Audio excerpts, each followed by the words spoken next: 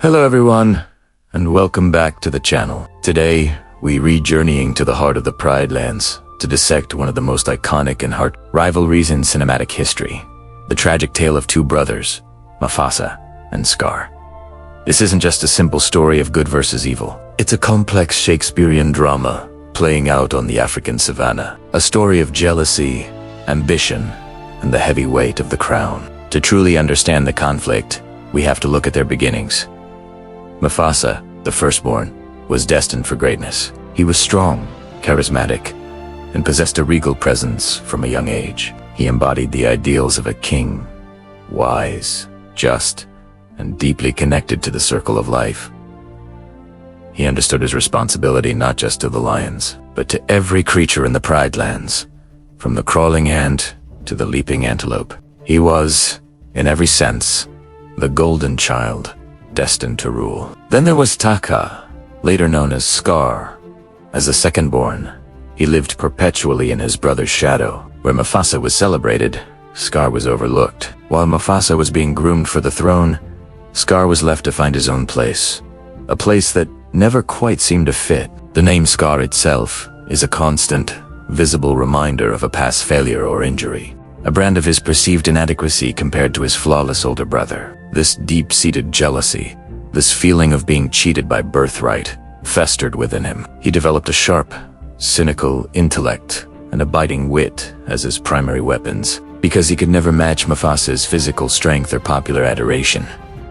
The birth of Simba was the final straw. Before Simba, Scar was still technically next in line to the throne. It was a distant hope, but a hope nonetheless. Simba's arrival slammed that door shut forever. He wasn't just second place anymore. He was irrelevant. This is where Scar's passive resentment curdles into active, malevolent plotting. He saw an opportunity not just to take the throne, but to destroy the very lineage that had cast him aside. His famous line, "I shall be king. Stick with me, and you will never go hungry again," wasn't just a promise to the hyenas. It was a declaration of his own starved ambition. Let's analyze Scar's master plan. It was diabolically brilliant. He exploited Simba's youthful curiosity and his desperate need to prove his bravery to his father. The elephant graveyard scene wasn't just a random act of mischief. It was a calculated test. Scar was gauging Simba's recklessness and Mufasa's unwavering parental devotion. Mufasa, the perfect king, had one weakness: his immense love for his son. And Scar knew exactly how to weaponize it. This leads us to that fateful day in the gorge. The scene is a masterclass in manipulation. Scar leads Simba into the gorge with a seemingly innocent promise, then triggers a wildebeest stampede.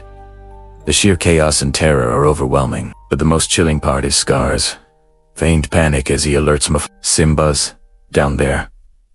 He cries, knowing full well he's sending his brother into a death trap. Mufasa, ever the hero, doesn't hesitate. He plunges into the fray, his only thought to save his son. The raw power Mufasa displays is incredible. He battles the stampede, places Simba safely on a ledge, and begins the treacherous climb to safety. And for a moment, we believe he's made it. He's clinging to the cliff, exhausted but alive. He looks up and sees his brother. "Scar, brother, help me." The desperation in his voice is palpable, and this is the moment of ultimate betrayal. Scar leans in his claws, digging into Mufasa's paws, and whispers those bone-chilling words.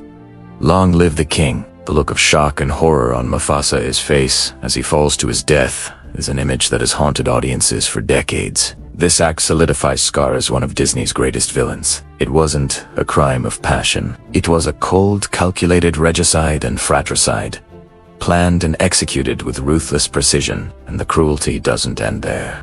Scar's next move is just as heinous. He finds the traumatized Simba, and instead of offering comfort, he twists the knife. He convinces the young cub that Mufasa's death was his fault. "If it weren't for you, he'd still be alive," he hisses, poisoning Simba's mind with guilt and shame. This psychological manipulation is perhaps even more wicked than the murder itself. He doesn't just kill the king. He breaks the air, ensuring he will never return to challenge him. "Run away, Simba. Run away, and never return." With Mufasa and Simba gone, Scar's dark reign begins, and it's a stark contrast to Mufasa's rule. Under Mufasa, the Pride Lands thrived. The circle of life was in balance. The land was green and vibrant, a testament to his wise leadership. Under Scar, the kingdom withers and dies. He allows the hyenas to run rampant, overhunting and disrupting the delicate ecosystem. The green plains turn to dust and bone. He only understands consumption and power. He took the throne, but he had no idea how to be a king. Mufasa ruled with respect and responsibility. Scar ruled with fear and greed, and the land itself suffered for it. The final confrontation between Simba and Scar brings the entire saga full circle. When Simba returns, he's no longer the guilt-ridden cub who ran away. He has learned from Timon and Pumbaa, but most importantly, he is reconnected with the spirit of his father. When the lightning flash illuminates him on Pride Rock, Scar momentarily sees Mufasa's ghost, a visual representation of how Mufasa's legacy continues to loom over him. The climax is not just a physical battle. It's a battle for the truth. Scar tries to use the same psychological trick again, forcing Simba to admit his guilt in front of the pride. But the truth has a way of coming out. In his arrogance, Scar whispers the truth to Simba. I killed Mufasa. That confession, meant to be a final, cruel taunt, is his undoing. It frees Simba from his guilt and exposes Scar for the monster he truly is. The fight that follows is primal, a storm-swept battle for the soul of the Pride Lands. In the end, Scar is defeated not just by Simba, but by his own treachery. The hyenas he once called his allies, whom he so azali betrays, are the ones who ultimately seal his fate, a fitting end for a king who only ever looked out for himself. The story of Mufasa and Scar is a timeless tragedy about how jealousy can corrupt even the strongest of bonds. Mufasa represented the ideal king, strong, wise, and selfless. Scar represented the shadow, self-ambitious, resentful, and ultimately his victory was hollow, and his reign was a disaster, proving that true power comes not from taking, but from giving, not from ruling, but from serving. The blood on Pride Rock was not just Mufasa, it was the lifeblood of the kingdom, spilled by a brother lost to his own darkness. What do you all think? Is Scar a misunderstood victim of circumstance?